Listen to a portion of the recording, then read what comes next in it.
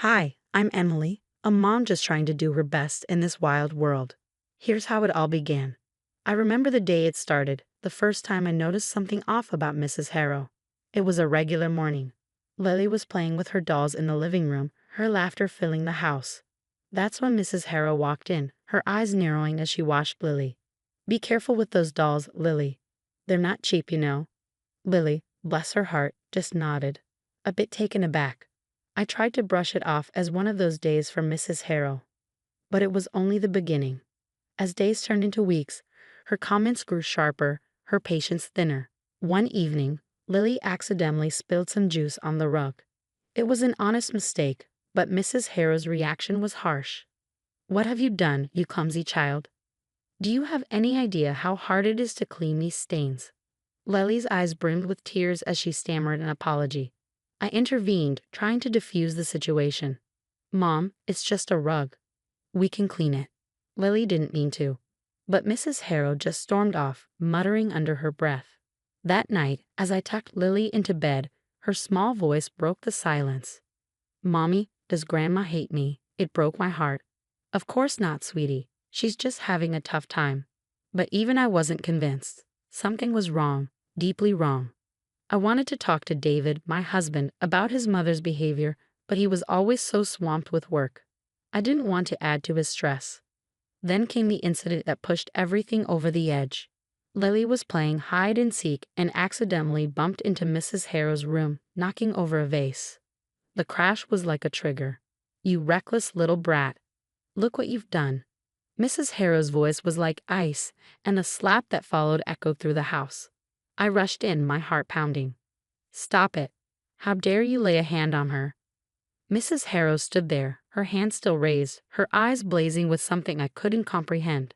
Lily was sobbing, her cheek red from the impact. "You always coddle her, Emily. She needs to learn." I scooped Lily up, my own tears mixing with hers. "This isn't teaching. This is cruelty. You need help, Mom." I spent the night in Lily's room, holding her close. I knew then that things couldn't go on like this. Something had to change, and it was up to me to make that change, for Lily, for us. As I walked into the house that day, the scene I stumbled upon froze me in my tracks. Lily was on the floor, tears streaming down her face, and Mrs. Harrow stood over her hands still in the air. "What the hell is going on here?" Mrs. Harrow turned to me, her expression unyielding. "She needs to learn discipline. She found my savings and was playing with it." "Lily is just a child. You can't just hit her." I scooped Lily up, holding her close as she sobbed into my shoulder, her little body shaking. "I didn't mean it, Mommy. I just found it and—" "It's okay, baby. It's not your fault." But Mrs. Harrow wasn't done. "You're too soft on her, Emily. She'll grow up spoiled. Being disciplined doesn't mean getting hit. I won't let you near her if this is how you're going to behave." I could feel the anger boiling inside me. This wasn't just a simple outburst. This was something much more dangerous. Later that evening, David came home. I could hear the exhaustion in his footsteps as he entered the house. I knew I had to tell him what happened, but part of me dreaded his reaction. "David, we need to talk. It's about your mother." He looked at me, concern etching his face. "What happened?" I explained everything, watching as his expression shifted from confusion to shock, and then to a troubled frown. "I can't believe this, my mom hitting Lily." "David, I saw it with my own eyes. Lily is scared, and I am too. We need to do something." He ran a hand through his hair, the weight of the situation pressing down on him. I need to talk to her. This isn't like her." "David, talking might not be enough. We need to keep Lily safe." He nodded slowly, the internal struggle evident on his face. "I know. Let me handle this. I'll talk to her." That night, as I put Lily to bed, her small voice broke the silence once again. "Mommy, does Grandma not love me anymore?" "Sweetie, Grandma is just going through a tough time. But I'm here, and I'll always protect you," I whispered to Lily, holding her close. This was a turning point, a moment that demanded action. Mrs. Harrow had crossed a line, and I couldn't let it slide, not when it came to Lily's safety. The house felt different that night, as if the walls themselves were echoing the tension and fear. I lay awake, thinking about what needed to be done, for Lily, for our family. The next steps wouldn't be easy, but they were necessary, and I was ready to do whatever it took. At work the next day, I found myself opening up to a colleague, Jenna. The words spilled out before I could even think. She hit Lily. I can't believe it. Jenna's eyes widened in shock. Emily got serious. You need to protect Lily. I know I never thought she'd go this far. As I talked, it became clear what I needed to do. I started to document everything, every incident, every harsh word from Mrs. Harrow. It was painful to relive but necessary. That evening, I sat down with David, his face etched with worry. I've been thinking, maybe it's best if Lily stays away from your mom for a while. He sighed, rubbing his temples. I know you're right, it's just hard to accept. I understand, but Lily's safety comes first. David nodded, a look of determination settling on his face. I'll talk to Mom again, make it clear. The days that followed were a blur of tension and whispered phone calls. I heard Mrs. Harrow's voice in my head, her words twisting in my memory. Asterisk, she's just a child, Mom. You can't treat her like this. Asterisk, my friends became my lifeline, offering advice and a listening ear. But the real breakthrough came unexpectedly. I was at a small gathering when a neighbor, Mrs. Thompson, pulled me aside. Emily, I've seen how Mrs. Harrow is with Lily. It's not right. Her words were like a confirmation of my worst fears. You've seen it too? She nodded. I've seen her yank Lily's arm, scold her for no reason. It's been bothering me. The validation from Mrs. Thompson fueled my resolve. Lily needed a safe space, free from Mrs. Harrow's unpredictable moods. One afternoon, as Lily played quietly in her room, I overheard her talking to her dolls. We have to be quiet or the witch will get angry. It was a gut punch. Lily was internalizing the fear, turning it into a child's game. It was a wake-up call. Hey, sweetie, you know Grandma's not really a witch, right? She looked up at me, her eyes serious. But she's mean like a witch. I hugged her tight, fighting back tears. You won't have to see her for a while, okay? We'll keep you safe. As the days passed, David's conversations with his mother grew more heated. I can't just stand by him, Mom. What you did was wrong. I could hear the strain in his voice, the conflict tearing him apart. But he stood by us, by Lily. The decision to keep Lily away from Mrs. Harrow was hard but necessary. We needed to build a sanctuary, a place where fear and tension had no hold. A place where Lily could be just a child, free from the shadow of a harsh word or a raised hand. As I put Lily to bed that night, her small voice filled the room. Mommy, will the witch come back? No, sweetie. No more witches here. Just us, okay. She nodded, snuggling into her blankets. Just us. I watched her drift off to sleep, a peaceful expression on her face. It was a small victory, but a significant one. We were building our safe haven, one day at a time. The day we decided to seek professional help from Mrs. Harrow was filled with a mix of anxiety and hope. David and I sat in the waiting room of the psychiatric facility, the silence between us heavy with unspoken thoughts. Do you think we're doing the right thing? David looked at me, his eyes wary. It's the only thing we can do now for Mom, for Lily, for us. When a psychiatrist called us in, I felt a knot in my stomach. Mrs. Harrow sat there, looking smaller, more vulnerable than I'd ever seen her. Mrs. Harrow, we've been discussing your recent behaviors, and we believe you need specialized care and support. Mrs. Harrow just stared at her hands, silent. It was the first time I'd seen her at a loss for words. Is there anything you'd like to say? She finally looked up, her voice barely a whisper. I don't know what's wrong with me. I'm scared. It was a side of Mrs. Harrow I had never seen before. Vulnerable, afraid. It was hard to reconcile this image with the woman who had caused so much pain. Over the next few weeks, we visited the facility regularly. The doctors diagnosed Mrs. Harrow with a mental health condition that had been affecting her behavior. It was a relief to have an explanation, but it didn't erase the past. One evening, as Lily and I sat on the porch, she looked up at me with curious eyes. Is Grandma going to be okay? I pulled her into a hug, the warmth of her small body a stark contrast to the cool evening air. She's getting the help she needs, sweetie, and we're here for her, okay? Lily nodded, snuggling closer. I just want us all to be happy, she said softly. Her words echoed my own wishes. A simple, happy life. That's all we ever wanted. David's visits to his mother became more about understanding and less about confrontation. He'd come back with updates, a mix of concern and hope in his voice. They say she's responding to treatment. It's going to take time, but there's hope. I could see the relief in his eyes, the burden of guilt and worry slowly lifting.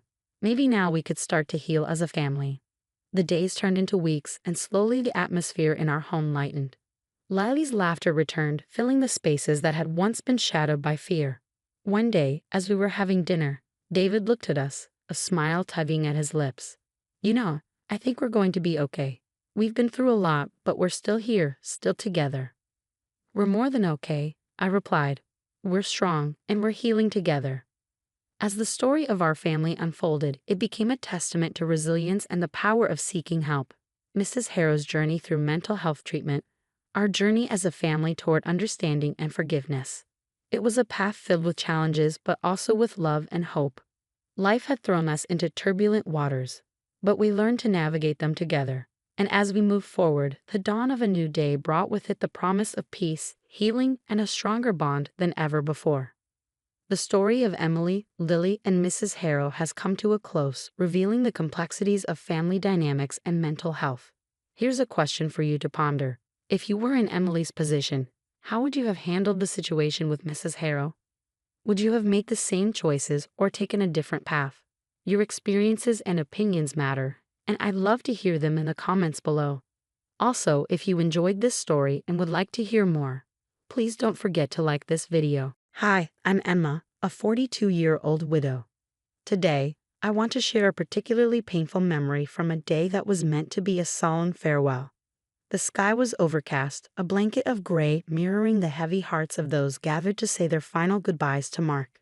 The gentle rustle of leaves and the distant toll of a church bell added to the air of melancholy. Mark was my rock, my partner in every sense, and the thought of letting him go was tearing me apart. As we stood around his grave, the weight of sympathetic eyes from family and friends offered a small comfort in the face of such a profound loss. But beneath the shared grief, there was an undercurrent of tension, one that I would soon discover was orchestrated by Mark's brother, Tom. Tom had always envied the deep bond Mark and I shared. We weren't just married, we were best friends, partners in crime, and deeply in love. As he approached me, his tall figure cutting through the crowd, his steps were deliberate, and the whisper of his suit seemed out of place amidst the reverence of the moment. "Emma, you know Mark would have wanted his debts settled. That ring you're wearing could cover the cost of this funeral," Tom said, his voice low but insistent. I felt a surge of disbelief mixed with anger. "Are you seriously asking for my wedding ring now, here at his burial?" My voice was louder than I intended, drawing the attention of those around us. "It's what Mark would have wanted," Tom persisted, his eyes refusing to meet mine. "It's practical. You don't need that ring to remember him." "That ring is a symbol of our love, Tom, not a financial asset to be liquidated," I replied, my hand instinctively touching the cool metal. Memories flooded back, our wedding day, late-night talks, the way he looked at me when he thought I wasn't noticing. "Don't be so sentimental. Think of the family," Tom retorted, his voice rising. "You're being selfish, keeping it when it could settle all the costs." "How dare you?" I was shaking now, the rawness of my grief mingling with fury. "Mark was my husband, and you think his memory boils down to settling debts?" Our voices had drawn the attention of the entire crowd. I could feel their discomfort, their eyes darting between me and Tom.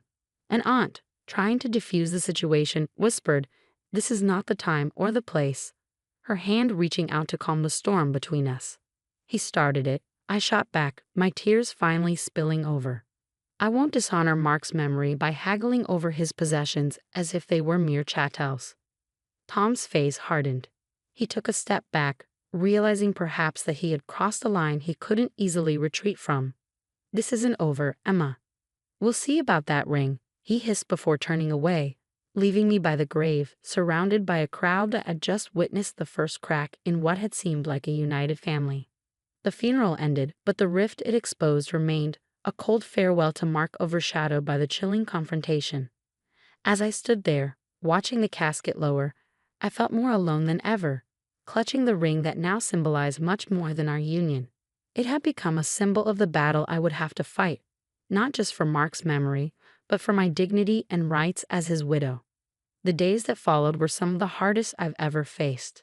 The quiet of the house was deafening, a stark reminder of the loneliness that now defined my life. But the solitude wasn't just from losing Mark. It was also fueled by the whispers that Tom had begun spreading among family and friends. Emma's holding onto that ring like a dragon with its gold. I overheard at the grocery store, words spoken in hushed tones, but loud enough to sting.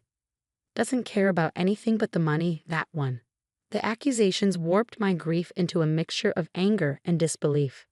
How could Tom twist my mourning into something so petty? Amidst the turmoil, I found myself going through Mark's things, desperate for a way to feel closer to him. But as much as I sought solace in going through Mark's belongings, it was also a way to distract myself from the relentless gossip. One day, while sifting through a box of old letters and documents, I stumbled upon something unexpected. Evidence of Tom's precarious financial situation. Overdue bills, desperate letters to creditors, and hastily scribbled notes about borrowing money hinted at a growing desperation. What struck me most were the resentful comments Tom had scrawled in the margins, bitter thoughts about Mark's success, and how it should have been his. I recalled a particular afternoon from years ago, a memory that had seemed insignificant at the time. Mark had just been promoted at work, and Tom, unable to hide the bitterness in his voice, said, "You always get everything so easily. Must be nice not having to struggle for once." Mark, ever the peacemaker, had shrugged it off. "Come on, Tom. It's not like that. Let's just enjoy the day, huh?" That flashback haunted me now, revealing the depth of Tom's jealousy, something I had overlooked, dismissing it as mere sibling rivalry. Feeling overwhelmed, I called my sister Anne, my confidant in all things. As I explained my discoveries, her indignation grew. "This is just like Tom, always playing the victim when he's really the instigator," Anne said sharply. "You need to protect your reputation, Emma, and Mark's memory. Don't let Tom rewrite the story of your life with Mark." Her words bolstered me, and with each document and remembered conversation, I pieced together a clearer picture of the man Tom really was. This wasn't just about the ring or the funeral costs. It was about Tom's deep-seated envy and his attempts to claim what he hadn't earned. "You have to stand up to him, Emma," Anne urged. "Show everyone who he really is, for Mark's sake and your own." After hanging up the phone, a resolve settled over me. Anne was right. I couldn't let Tom's narrative take hold. It wasn't just about defending myself. It was about preserving the truth of what Mark and I had together.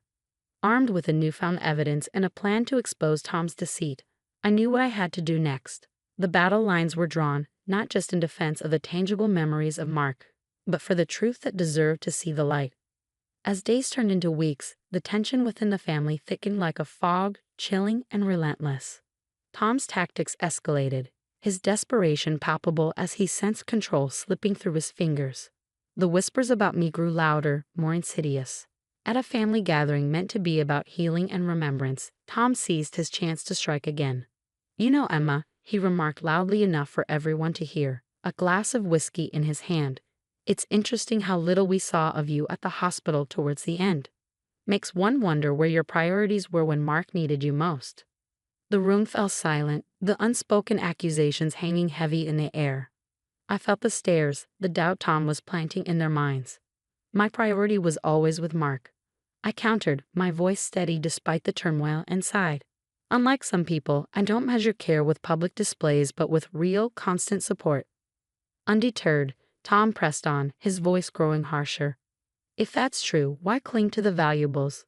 Mark's watch, his car. Surely, if you loved him, you'd put his family first rather than hoarding everything for yourself." "I'm not hoarding anything, Tom. Those were gifts from Mark, tokens of our life together," I replied, my resolve hardening. "You're not concerned about his memory, you're concerned about what you can claim." His face twisted with anger as he took a step closer. "Give them here, Emma. It's what Mark would have wanted." "No," I said firmly. "I won't let you bully me into handing over pieces of my life with Mark just to satisfy your greed." The confrontation was the last straw for some family members. Murmurs of support for Tom echoed from his allies, while others whispered their doubts about his motives. The family was splitting down the middle, the fault lines drawn not just by blood but by belief and loyalty. After the gathering, with the sting of the confrontation still fresh, I retreated to my home, a plan forming in my mind. It was clear that simply defending myself from Tom's accusations wasn't enough. I needed to expose his manipulations for all to see. I gathered every piece of evidence I had: emails, financial statements, the notes I found, and testimonies from those who had seen Tom's darker side. I reached out to the family members who were still undecided, or who had expressed discomfort with Tom's actions. One by one, I shared my findings, not to sway them with sentiment, but with cold, hard facts. The more I revealed, the more allies I gained. Their shock at Tom's duplicity turned into support for my cause. Together, we planned a final meeting, a chance to lay everything bare, not just the whispers and rumors, but the undeniable truth. This wasn't just about a ring or the material remnants of a life shared with Mark. It was about integrity, truth, and protecting the legacy of a man who was loved by many but manipulated by one. With everything prepared, I was ready to confront Tom, not just as a grieving widow, but as a woman reclaiming her narrative from someone who had tried to rewrite it for his gain. In the weeks following the confrontation, the dust began to settle, and the family dynamics shifted irreversibly. Tom was left to face the harsh reality of his actions. His presence at family gatherings diminished until it was non-existent. The loss of trust and respect was palpable, a shadow that followed him even in his absence. During this time, I found myself walking a path of mixed emotions. There was sadness for the division Tom's greed had wrought upon our family, yet a profound relief surged through me. I had stood up not just for myself, but for Mark's legacy, protecting it from being tarnished by selfish desires. One crisp morning, I felt drawn to the cemetery where Mark was laid to rest. The air was cool, carrying the faint scent of autumn leaves. I walked slowly between the rows of headstones, each step a reminder of the journey I had been on since Mark's passing. Reaching Mark's grave, I paused, feeling a deep sense of peace wash over me. The granite stone bore his name, a testament to the life he had lived and the people who loved him. I touched the wedding ring on my finger, its metal cool under my touch, a stark reminder of the love and commitment it represented. The ring was more than just a piece of jewelry, it was a symbol of our love, one that Tom had tried to degrade into a mere financial asset. Standing there, I spoke softly, a conversation meant only for Mark. We protected it, love, not just the ring, but everything we stood for. I miss you every day, but I know you'd be proud of how we handled things. The sun broke through the clouds, its rays like a warm embrace. I took comfort in knowing that despite the challenges, the essence of what Mark and I shared remained untainted. The love and integrity that defined our time together had prevailed. In the days that followed, I found solace in the company of friends and the family members who had stood by me. We shared meals, laughter, and memories, each moment a stitch mending the fabric of our bond. They were my support network, a reminder that even in the face of deceit and loss, a community of love and respect survives. Moving forward, I focused on healing and redefining my life in a way that honored Mark's memory. Whether through charity work that we had both been passionate about or simply living each day with the kindness and strength he had always admired, I was determined to ensure that his legacy continued in the actions and choices I made. As I navigated this new chapter, I realized that protecting Mark's memory was not just about confronting those who threatened it, but also about continuing to live in a way that reflected the best of what we had shared. In this journey of grief, resilience, and eventual peace, I found my path forward, guided by the love and lessons Mark had left behind. Now that our story has come to an end, I have a question for all of you. Do you believe families should always be forgiven, no matter the wrongdoing? Or are there actions that justify cutting ties? This story explored deep family conflicts and the tough decisions that come with them. What are your thoughts on this? Please share your opinions in the comments below. And if you enjoyed this story and the discussion it sparked, don't forget to like this video. Hi, I'm Dorothy. The day that changed everything for me started just like any other.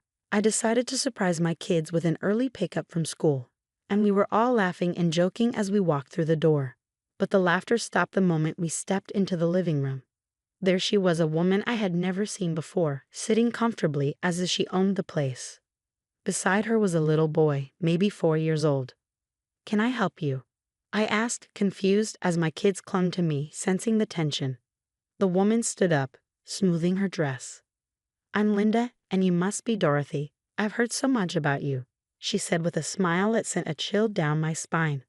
"Why would you be talking about me?" I asked, trying to keep my voice steady as my heart raced.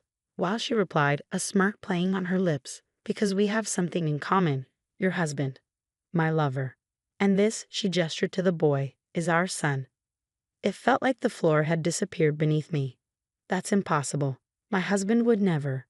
But even as I spoke, the pieces started to fit together. The late nights, the unexplained absences, the secrecy. I felt sick. Just then, my husband walked in. The look on his face said it all. He knew he'd been caught. Dorothy, I can explain, he started, but I held up my hand to stop him. Don't. Just don't. How could you do this to us, to our family? He looked at the floor, unable to meet my eyes. I never meant for you to find out this way. Find out? I laughed bitterly. So you were just going to keep this a secret forever? What were you thinking? I don't know. He trailed off, unable to find the words. The kids were watching us, their eyes wide. I knew I had to be strong for them. I turned back to Linda. You need to leave. Now. Linda scoffed. I'm not going anywhere. He promised he'd take care of us. That's not my problem, I said firmly. You need to leave my house. There was a tense standoff, a moment where no one moved. Then my husband spoke up. Maybe we can work something out. Linda, give us a moment. Linda and her son left the room, and my husband turned to me. Dorothy, please, let's talk about this. But I heard enough. There's nothing to talk about. You've made your choice, and now I'm making mine. We're leaving. I gathered our things, ushering the kids out of the house. They were full of questions, but I had no answers for them, not yet. As we drove away, I looked in the rearview mirror at the life I was leaving behind. It was the hardest thing I'd ever done, but I knew it was the only choice I had. A few months passed since the day I walked away from my old life. My kids and I were now in a small but cozy apartment in a new neighborhood, starting fresh. The adjustment was tough, not just for me but for the kids too. They missed their dad, but they were resilient, just like their mom. One evening, after a long day of juggling work and the kids, I finally got them to bed. That's when my phone rang. It was him, my ex-husband. Dorothy, please, just hear me out. There's nothing left to say, I replied, trying to keep my voice steady. I made a mistake, a huge mistake. I want to make things right. Right? How can you possibly make this right? I miss you and the kids. I'm a mess without you. That's not my problem anymore. You made your choice. Dorothy, I'm sorry. I really am. Sorry doesn't change what you did. Sorry doesn't fix our family. He was silent for a moment. Can I at least see the kids? I took a deep breath. I don't want you near us. Not now, maybe not ever. He let out a long sigh. Okay, I respect that. Just, if you change your mind. I won't. I hung up the phone, my hands shaking. It wasn't easy, but I had to be strong for me and for my kids. The next day, I was at the grocery store with the kids when my phone buzzed. It was a text from him. I quickly put the phone away, not wanting to read it. Mommy, are we going to see Daddy soon?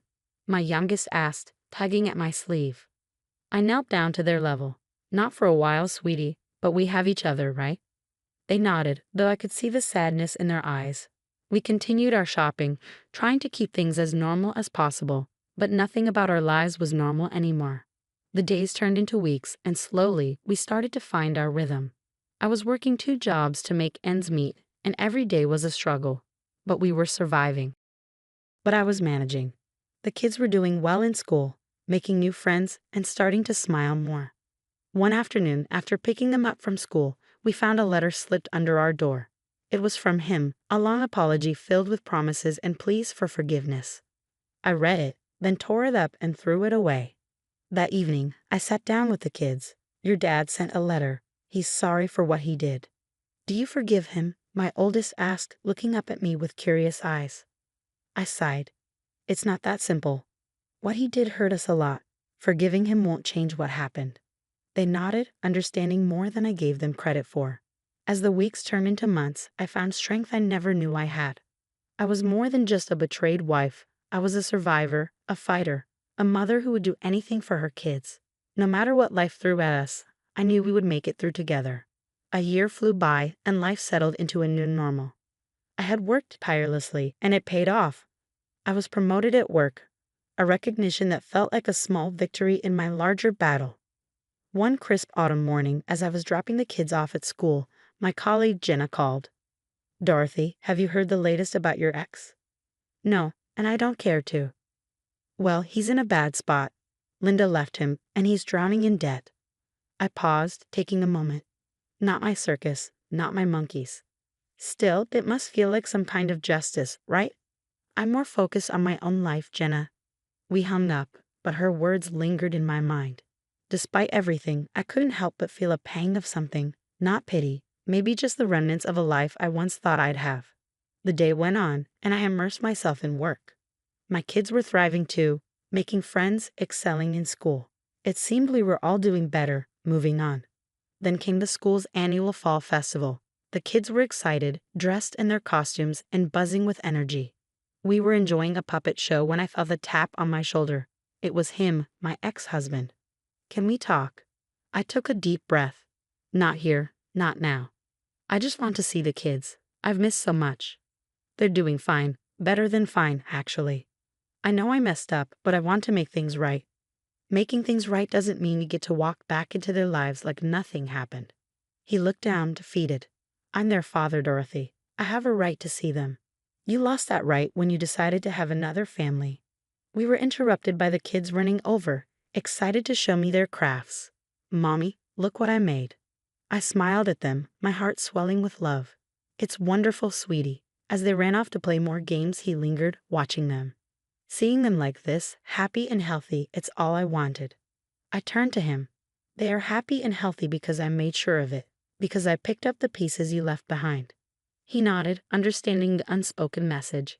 If you ever change your mind, I won't. He left then, disappearing into the crowd. I watched him go, feeling a sense of closure. My children's laughter pulled me back to the moment, to the life I had fought so hard to rebuild. We spent the rest of the evening enjoying the festival, the joy on their faces a reminder of how far we'd come. That night, as I tucked them into bed, I realized that our journey hadn't been easy, but it had brought us to a place of peace and happiness, a place we had created, just us. And that was all that mattered. 2 years passed since I turned the page on a chapter of my life filled with betrayal and hurt.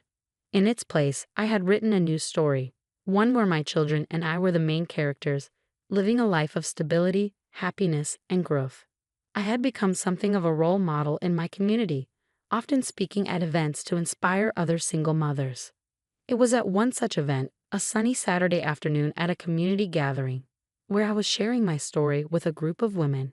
We were all exchanging our struggles and triumphs. Just remember, ladies, our strength is in our resilience. We can, and we will, overcome anything. The women nodded, some wiping away tears, others smiling in solidarity. It was a powerful moment, one that reminded me of how far I'd come. After the talk, as I was mingling with the attendees, I noticed him in the crowd, my ex-husband, looking older and wearier than I remembered. He approached me hesitantly. Dorothy, can we talk? I excused myself from the group and turned to face him. You look good.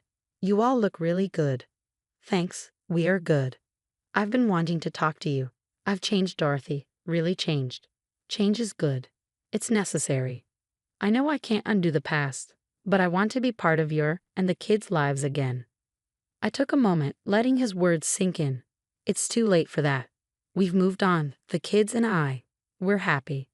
I know I don't deserve a second chance, but I'm asking for one anyway. Your choices have consequences. We're living ours, and you need to live yours. He looked down, a mix of regret and acceptance in his eyes. I'm sorry, Dorothy, truly sorry. Your apology is noted, but it doesn't change anything. Our lives are our own now, and they're good, really good. He nodded slowly, understanding the finality in my words. I hope you find peace, Dorothy. You and the kids deserve it. We already have. Goodbye. As he walked away, I felt a deep sense of closure, a final confirmation that I had made the right decision for me and my children. I turned back to the group of women, my heart full of gratitude for the life we had built. Later that evening, as I celebrated our journey with my children, I realized that this was our triumph, not just mine, but ours.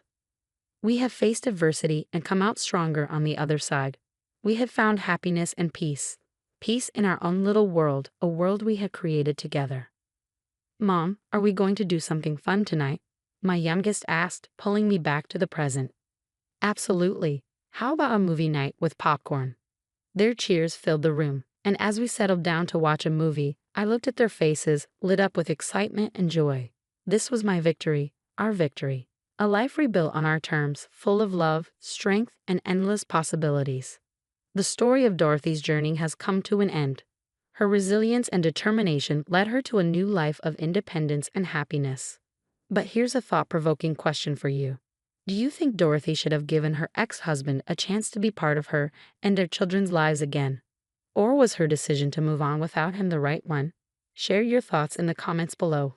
And if you enjoyed this story, don't forget to like and subscribe.